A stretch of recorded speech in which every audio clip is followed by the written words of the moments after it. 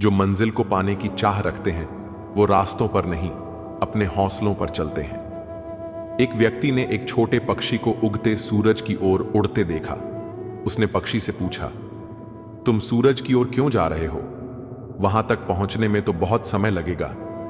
पक्षी ने जवाब दिया, मैं उड़ने की कोशिश कर रहा हूं। मेरे रास्ते में अंधेरी रातें और तेज हवाएं आएंगी, लेकिन मैं रुकूंगा नहीं। आदमी ने कहा, अगर तुम थक गए तो क्या होगा? पक्षी ने मुस्कुराकर कहा, कम से कम मैंने कोशिश की होगी। आर्यन ने इस कहानी से सीखा कि बाहरी समस्याएं और विरोध उसके खुद के सफर का हिस्सा है। मेरा काम उड़ने की कोशिश करना है, चाहे राह में कितनी भी कठिनाइयां आएं। आर्यन के परिवार को एक बड़ा आर्थिक झटका लगा। उसकी बहन की शादी के लिए जो पैसे जमा किए गए थे वह अचानक एक व्यापारी की धोखाधड़ी के कारण डूब गए। परिवार ने आर्यन को दोषी ठहराया।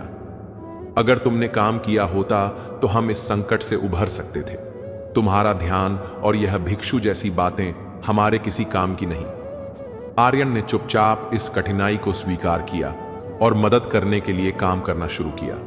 उसने गांव के खेतों में मजदूरी की, काम और साधना का संतुलन किया।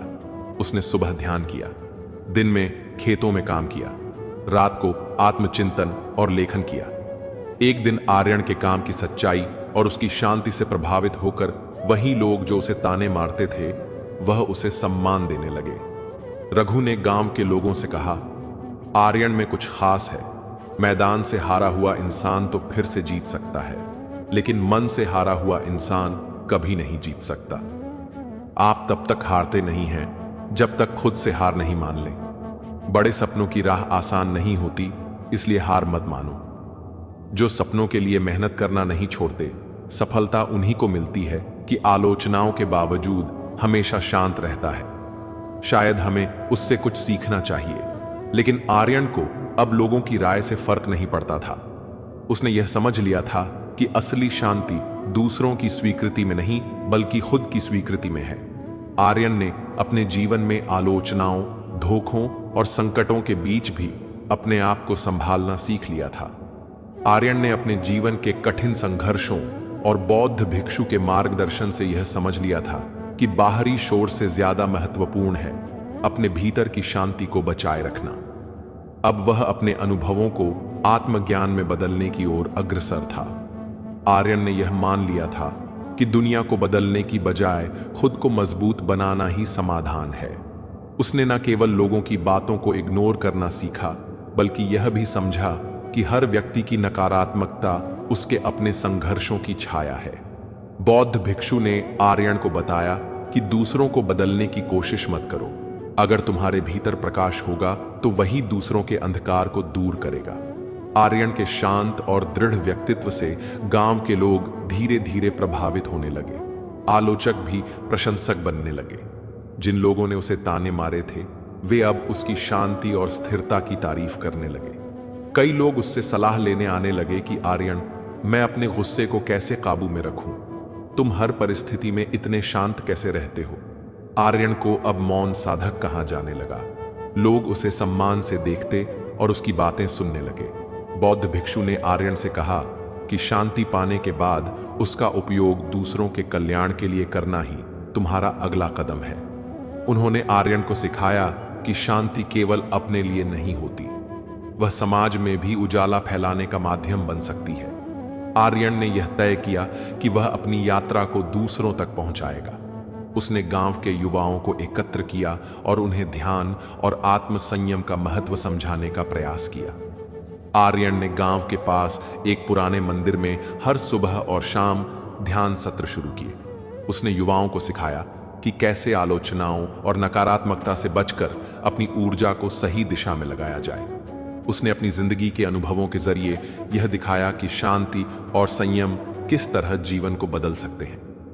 एक दिन बौद्ध भिक्षु ने आर्यन से पूछा, अब तुम्हें क्या लगता है कि जीवन का असली अर्थ क्या है?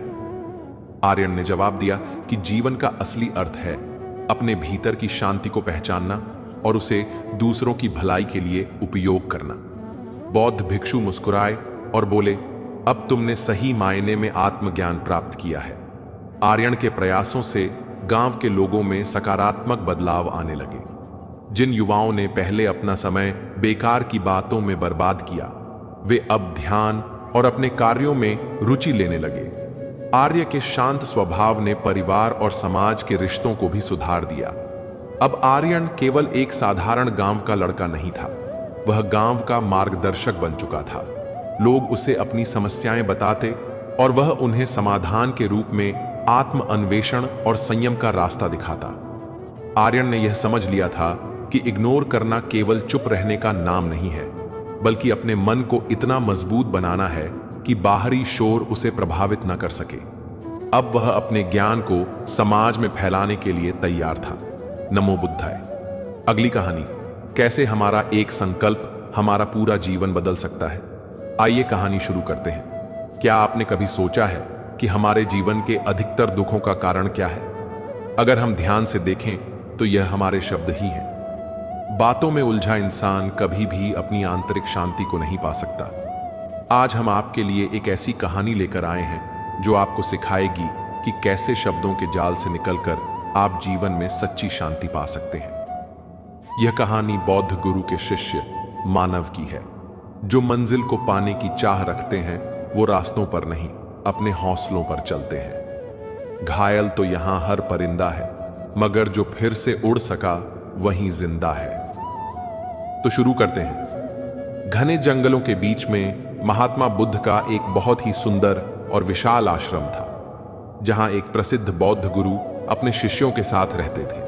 वहां उनका एक शिष्य जिसका नाम मानव था, वह बहुत बोलता और बहुत बातें करता रहता। वह हर समय इधर उधर की बातें करता रहता। जब भी वह किसी गांव में दान लेने के लिए जाता तो वह लोगों से उनके बारे में पूछता और हर घर से एक नई कहानी लेकर आता और आश्रम के अन्य शिष्यों को सुनाता। वह अपने आप को बड़ा दिखाने के लिए एक शिष्य की दूसरे शिष्य से बुराई करता, चुगली करता और हर समय अपने आप को सबसे बेहतर मानता और दूसरों के सामने अच्छा बनने की कोशिश करता।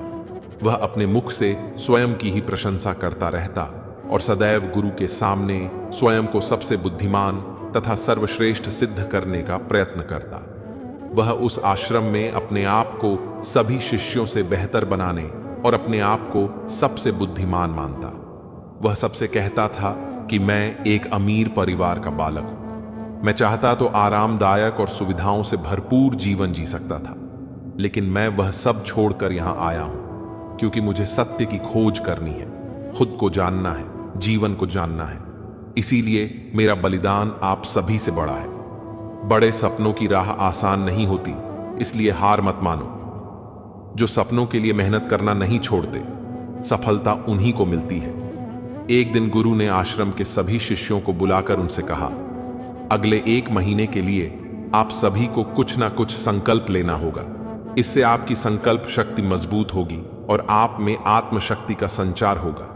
आप सभी अपनी क्षमता के अनुसार छोटा या बड़ा कोई भी संकल्प ले रखते हो और 1 महीने से पूर्व आप में से जिस जिस का संकल्प टूट जाएगा वह अपनी पुरानी दिनचर्या में वापस लौट जाएगा। सभी शिष्यों ने अपनी शक्ति के अनुसार छोटे बड़े संकल्प लिए, जैसे कि कोई 2 सप्ताह तक अन्न नहीं खाएगा, कोई 10 दिनों तक पानी नहीं पिएगा। ऐसे ही अनेक प्रकार के संकल्प लिए और गुरु को अपने पने संकल्प के बारे में बताकर वहां से चले गए। लेकिन मानव, जो बहुत बोलता था, वह खुद को अलग और बड़ा दिखाना चाहता था। वह सीधे गुरु की कुटिया में गया और बोला, गुरुदेव, मैं कोई छोटा संकल्प नहीं लेना चाहता, बल्कि मैं आपके जैसा बड़ा और महान संकल्प लेना चाहता हूं। कृपया आप ही बताएं कि मुझे क्या संकल्प लेना चाहिए। यह सुनकर बौद्ध गुरु ने सोचा कि कोई तो है जो बड़ा संकल्प लेने की सोच रहा है। क्या मानव संकल्प पूरा कर पाएगा? गुरु ऐसा इसलिए सोच रहे थे क्योंकि गुरु ने पहले भी कई बार अपने शिष्यों को संकल्प दिए हैं, पर आज तक किसी ने ना तो कोई बड़ा संकल्प लिया और ना ही किसी शिष्य ने कोई संकल्प पूरा किया। अब गुरु मानव की बात सुन मुस्कुराए और बोले, क्या तुम मेरे द्वारा दिए गए संकल्प को पूरा कर पाओगे? क्या मेरे द्वारा दिए गए संकल्प को पूरा करना तुम्हारे लिए संभव होगा? शायद नहीं, वह तुम्हारे लिए संभव नहीं होगा। तुम उसे पूरा नहीं कर पाओगे। इसीलिए तुम स्वयं ही कोई संकल्प खोजो और उसको पूरा करने का प्रयास करो। अब मानव को बहुत बुरा लग रहा था। मानव ने सोचा, अब चाहे कुछ भी हो जाए, मैं अपना संकल्प पूरा जरूर करूंगा। मानव ने कहा, नहीं गुरुदेव, आप मुझे जो भी संकल्प दोगे मैं उसे अवश्य पूरा करूंगा। गुरु ने कहा, ठीक है, तो फिर तुम अगले 1 महीने तक चुप रहोगे। तुम्हारे मुंह से एक भी शब्द नहीं निकलना चाहिए। यही तुम्हारा संकल्प है। मानव ने मुस्कुराते हुए कहा, गुरुदेव, यह भी कोई संकल्प है? यह बहुत आसान है। 1 महीने तक बस चुप ही रहना है। नहीं गुरुदेव, आप मुझे कोई बड़ा संकल्प दें जो मेरी योग्यता के योग्य हो, जिसे पूरा करने में मुझे दिक्कत हो। गुरु ने कहा, यह संकल्प आज तक कोई पूरा नहीं कर पाया है। तुम्हें यह संकल्प ही पूरा करना है तो बोलो, क्या तुम इसे पूरा कर पाओगे? मानव ने गुरु की बात मान ली और वह उसी समय से चुप हो गया और गुरु से आज्ञा लेकर कुटिया से बाहर चला गया। मानव को चुप रहना बहुत आसान लग रहा था। एक दिन तो उसने चुपचाप रहकर बिता लिया, लेकिन दूसरे दिन से उसके मन में ना बोल पाने का बोझ बढ़ने लगा। तीसरे दिन उसे भारीपन महसूस होने लगा और चौथे दिन उसे एक अजीब सी बेचैनी महसूस होने लगी, क्योंकि आश्रम में सभी शिष्य एक दूसरे से बात कर रहे थे, आपस में बोल रहे थे। मानव उनके सामने अपना पक्ष रखना चाहता था। वह उनकी बोलती बंद करना चाहता था। अंधेरा चाहे जितना भी घना हो, सूरज निकलने से कोई रोक नहीं सकता। अगर तुम खुद पर विश्वास रखते हो तो कोई भी ताकत तुम्हें रोक नहीं सकती, लेकिन उसका संकल्प उसको रोक रहा था। इसलिए वह पूरे दिन सिर्फ मुंह और आंखें ही बनाता रहता था। इस प्रकार कुछ दिन और बीत गए और वह शिष्य बीमार पड़ गया। उसका सिर दर्द कर रहा था। उसे खाने पीने का भी मन नहीं था। वह सिर्फ बोलना चाहता था। वह गुरु के पास गया और उनके सामने लिखकर बैठ गया और उनसे कहा, गुरुदेव, मैं बोलना चाहता हूं। मैं बोले बिना सांस नहीं ले पा रहा। मेरी सांसें फूल रही हैं। मैं अंदर ही अंदर पागल हो रहा हूं। मुझे क्या करना चाहिए? क्या मुझे अपना संकल्प तोड़ देना चाहिए? यह पढ़कर गुरु मुस्कुराए और बोले, संकल्प तो टूटने के लिए ही होते हैं, लेकिन जो अपना संकल्प पूरा कर लेता है वह अपनी आंतरिक शक्ति बढ़ा लेता है, और जो अपनी आंतरिक शक्ति बढ़ा लेता है वह साधना और आध्यात्मिकता के मार्ग पर आगे बरस जाता है। संकल्प लेना भी तुम्हारे हाथ में था और इसे तोड़ना भी तुम्हारे हाथ में है। तुम्हारे कई भाई अपना संकल्प तोड़कर अपनी पुरानी दिनचर्या में लौट आए हैं। अगर तुम ऐसा नहीं कर पा रहे हो तो तुम अपना संकल्प तोड़कर अपनी पुरानी दिनचर्या में वापस आ सकते हो। असफलता का मतलब यह नहीं कि तुम हार गए, इसका मतलब है कि तुमने कुछ नया सीखा है। हर कठिनाई के बाद एक नया सवेरा आता है। बस हिम्मत बनाए रखो, कोशिश आखिरी सांस तक करो। या तो लक्ष्य मिलेगा या एक बेहतरीन तजुर्बा। लेकिन याद रखना, अगर तुम आज इस छोटे से संकल्प को नहीं संभाल पाए तो अपना पूरा जीवन कैसे संभाल पाओगे? बाकी फैसला पूरी तरह तुम्हारे हाथ में है। गुरु की इस बात से मानव को ठेस पहुंची और वह बिना कुछ कहे वापस चला गया और खुद को अपनी झोपड़ी में बंद कर लिया। वह केवल अपने आवश्यक कार्यों के लिए ही झोपड़ी से बाहर आता और बाकी समय झोपड़ी के अंदर ही बैठा रहता। 15 दिन बीत चुके थे और आश्रम के लगभग सभी शिष्यों का संकल्प अब तक टूट चुका था, लेकिन उसका संकल्प अभी भी जारी था। संकल्प लेने के बाद से अब तक उसने एक भी शब्द नहीं बोला था। पूरा आश्रम हैरान था कि इतना बोलने वाला इंसान चुप कैसे हो गया। 15 दिन के बाद वह फिर से अपने गुरु के पास गया और लिख कर बताया, गुरुदेव, मैं बाहर से तो खामोश हूं, लेकिन मेरे अंदर बहुत सी आवाजें हैं। खूब रोना धोना और शिकायतें हो रही हैं। मैं अंदर ही अंदर बातें करता रहता हूं। मेरा मन तरह तरह के सवाल पूछता रहता है। मैं बाहर से जितना खामोश हूं, अंदर से उतना ही शोरगुल हूं। क्या इस तरह से मेरे संकल्प अभी भी जारी है? गुरु ने कहा, हां, तुम्हारा संकल्प अभी भी जारी है, लेकिन जब तक लोगों की यह आवाजें तुम्हारे कानों में पड़ती रहेंगी, तुम्हारा मन बोलता रहेगा, क्योंकि उसे बोलने की आदत है। तुम बाहर से चुप हो सकते हो, लेकिन अंदर से तुम बोलते रहोगे। तुम्हें इन बातों से, इन आवाजों से दूर जाना होगा।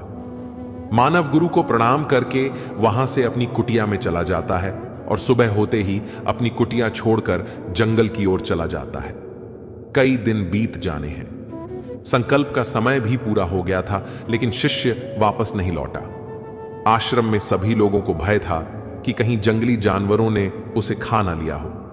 इस बीच उसे ढूंढने की काफी कोशिश की गई, लेकिन उसका कहीं पता नहीं चला। सभी शिष्यों ने मान लिया था कि जंगली जानवरों ने उसे अपना शिकार बना लिया है, लेकिन गुरु ने ऐसा नहीं सोचा। एक दिन आश्रम का एक अन्य शिष्य गुरु के पास आया और बोला, गुरुदेव, हमारे उस बाततूनी शिष्य मानव को क्या हुआ होगा? क्या जानवरों ने उसे मार दिया होगा? गुरु ने कहा, हो सकता है कि जानवरों ने उसे अपना शिकार बना लिया हो, लेकिन उसके वापस ना लौटने का एक और कारण भी हो सकता है। शायद उसे वह मिल गया जिसके लिए वह गया था। तब शिष्य ने पूछा, गुरुदेव, क्या ज्यादा बोलना इतना हानिकारक है? गुरु ने कहा, मनुष्य के जीवन के अनेक दुखों में से एक दुख यह भी है कि वह कभी चुप नहीं रह पाता। वह हमेशा कुछ ना कुछ बोलता और सोचता रहता है। हमारे आधे से ज्यादा दुख हमारे बोलने के कारण ही उत्पन्न होते हैं। परिवार में अधिकतर झगड़ों का कारण हमारा निरर्थक बोलना ही होता है। कोई भी चुप नहीं रहना चाहता। हम सिर्फ दूसरे व्यक्ति को बात सुनाना चाहते हैं। हमारे मन में जो भी होता है हम उसे निकाल कर दूसरों को सुनाना चाहते हैं। उसे समझाना चाहते हैं कि देखो, तुम गलत हो और मैं सही हूं। और इस तरह हर कोई एक दूसरे की बुराई कर रहा है। इस प्रकार सुनने और सुनाने का यह सिलसिला जीवन भर चलता रहता है। लेकिन इस अज्ञानता में हम अपना समय, अपनी समझ और सबसे महत्वपूर्ण और अनमोल अपना जीवन उसे खो देते हैं जिसे जिया जा सकता है, जिसमें आंतरिक शांति को प्राप्त किया जा सकता है। यह सब खो देते हैं। लेकिन इसके बदले में हमें क्या मिलता है? कुछ नहीं। सब व्यर्थ और बर्बाद हो जाता है। इस पागलपन में हमने क्या खो दिया, इसका एहसास केवल कुछ ही लोगों को हो पाता है। बाकी लोग जैसे उन्हें अपने आने का पता नहीं, वैसे ही उन्हें अपने जाने का भी पता नहीं चलता। समय कठिन हो सकता है, लेकिन यह हमेशा के लिए नहीं रहता। तुम्हारी मेहनत रंग लाएगी। याद रखो, ठोकरें ही तुम्हें मजबूत बनाती हैं और संघर्ष ही तुम्हें सफलता के लिए तैयार करता है। सपने वो नहीं जो हम सोते हुए देखते हैं, सपने वो हैं जो हमें सोने नहीं देते। अब्दुल कलाम। सपनों को सच करने से पहले सपनों को ध्यान से देखना होता है। कोई हंसी बांट रहा है, कोई आंसू छुपा रहा है, कोई खुद टूट कर भी दूसरों को जोड़ रहा है, तो कोई बाहर से मुस्कुराकर भी अंदर से बिखर रहा है। किसी के पास दौलत है पर सुकून नहीं, तो कोई खाली जेब लेकर भी चैन की नींद सो रहा है। पर जो चीज सबके पास बराबर है वो है कर्म करने की आजादी। न यह किस्मत छीन सकती है, न कोई दुनिया का नियम रोक सकता है। तू जैसा चाहे वैसा कर्म चुन सकता है, और यकीन मान, तेरे कर्म ही तेरे भाग्य की कहानी लिखता है। जिंदगी सवाल बहुत पूछेगी, लेकिन जवाब सिर्फ तेरे कर्म देंगे। तुम चाहे राजा हो या रंक, कोई करोड़ों में खेल रहा हो या चंद रुपयों के लिए जूझ रहा हो, कर्म तुम्हारे चेहरे का रंग नहीं देखता, तुम्हारी दौलत नहीं गिनता, तुम्हारा ओहदा नहीं पूछता। कर्म सिर्फ तुम्हारे कर्म देखता है।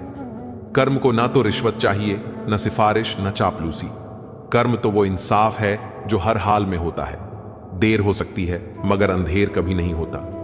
कर्म कभी शोर नहीं करता, न डंका बजाता है, न चेतावनी देता है। वह तो बस तुम्हारे हर एक सोच, हर एक कदम, हर एक इरादे का हिसाब लिखता जाता है। तुम समझते हो कि तुम बच गए, मगर तुम बस कागज पर कर्जदार बनते जा रहे होते हो। कर्म का ब्याज बहुत भारी होता है, और जब वह लौटता है तो तुम्हारी नींव तक हिला देता है। जब तक शक्ति होती है लोग साथ होते हैं, लेकिन अंततः जो साथ देता है वह केवल और केवल कर्म होता है। परमात्मा कभी भाग्य नहीं लिखता, वह तो केवल हमें इस संसार में एक अवसर देता है। अपने लक्ष्य के लिए जोशीले और जुनूनी बनिए। विश्वास रखिए, परिश्रम का फल सफलता ही है। जिस दिन से तुम्हारी सोच बड़ी हो जाती है, उसी दिन से तुम्हारी दुनिया भी बड़ी हो जाएगी। काम करो ऐसा कि एक पहचान बन जाए, हर कदम ऐसा चलो कि निशान बन जाए। यहां जिंदगी तो हर कोई काट लेता है, जिंदगी जियो इस कदर की मिसाल बन जाए। जिंदगी छोटी सी है, इसमें अगर हम कुछ ऐसा ना करें जिससे दूसरे प्रेरणा लें, तो फिर सारे कमाल बेकार ही मानिए। एक जीवन देता है, लेकिन इस जीवन की दिशा क्या होगी, यह पूरी तरह हमारे विचारों और कर्मों पर निर्भर करता है। जो बीज हमने बोए हैं वही फसल बनकर हमारे जीवन में खड़े होंगे। जब सुख मिलता है तो हम उसे अपना अधिकार समझते हैं, लेकिन जब दुख आता है तो दोष ईश्वर को देने लगते हैं। यह भूल जाते हैं कि कर्मों का लेखा जोखा अटल है। जो किया है वही लौट कर आएगा।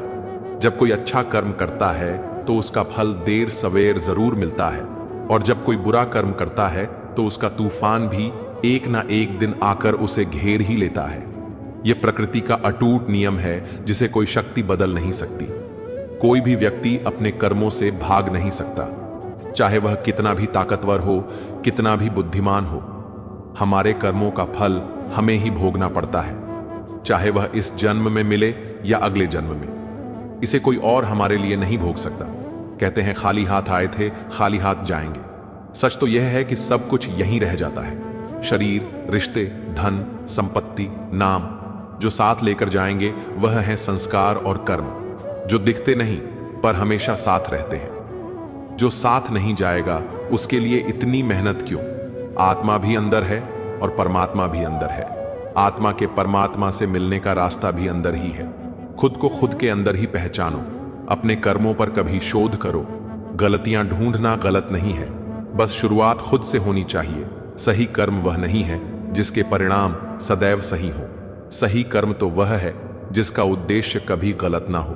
दीपक बोलता नहीं है, प्रकाश ही उसका परिचय देता है। ठीक उसी प्रकार आप अपने बारे में कुछ न बोले, अच्छे कर्म करते रहें, वही आपका परिचय देंगे। जिंदगी में कुछ कठिन फैसले लेने पड़ते हैं, और यही फैसले एक दिन आपकी पूरी जिंदगी बदल देते हैं। मौन रहना बहुत अच्छी बात है, पर यह पता होना चाहिए कि कब मौन रहना है और कब नहीं। ऐसा मौन सही नहीं जो आपके व्यक्तित्व पर प्रश्न चिन्ह लगा दे। सबसे समझदार और स्थिर बुद्धि वाला व्यक्ति वही है जो सफलता मिलने पर अहंकार में ना डूबे और असफलता मिलने पर गम में ना डूबे। जिंदगी को बनाना और बिगाड़ना सब हमारे ही हाथों में होता है। कोई और हमारी तकदीर नहीं लिखता। ये हमारे कर्म होते हैं जो हमारा भविष्य तय करते हैं। ढोंग की जिंदगी जीने से ढंग की जिंदगी जीना बेहतर है।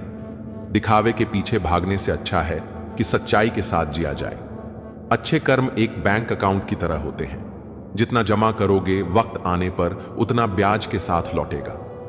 कर्म वो तराजू है जो ना जात देखता है, ना औकात, ना चेहरा देखता है, ना चेहरों का मुखौटा, ना मजहब पूछता है, ना तुम्हारी दौलत का ढोल सुनता है, ना तेरी पोशाक से प्रभावित होता है, और ना तेरी सत्ता से डरता है। कर्म बस तेरे कर्मों का हिसाब करता है। संपत्ति के उत्तराधिकारी एक से ज्यादा हो सकते हैं, लेकिन कर्म के उत्तराधिकारी हम स्वयं ही होते हैं। हवाओं के भरोसे मत उड़, चट्टाने तूफानों का भी रुख मोड़ देती हैं। अपने पंखों पर भरोसा रख, हवाओं के भरोसे तो पतंगे उड़ा करती हैं। ये शायरी कहती है कि खुद पर भरोसा रखना सबसे ज्यादा जरूरी है। यहां कोई किसी का दुश्मन नहीं होता और कोई किसी का मित्र नहीं होता। आज तुम जिस स्थिति में हो या जिस मुकाम पर पहुंचे हो, उसके उत्तरदायी कोई और नहीं बल्कि केवल तुम्हारे अपने ही कर्म होते हैं। सुख मिल रहा है तो भी तुम ही उसके कारण हो। दुख मिल रहा है तो भी तुम ही उसके कारण हो। सम्मान मिल रहा है तो उसके जिम्मेदार भी तुम ही हो, और यदि अपमानित हो रहे हो तो उसके उत्तरदायी भी तुम ही हो। यदि संसार स्वर्ग जैसा है तो उसे नर्क बनाने में भी तुम्हारी ही भूमिका होती है।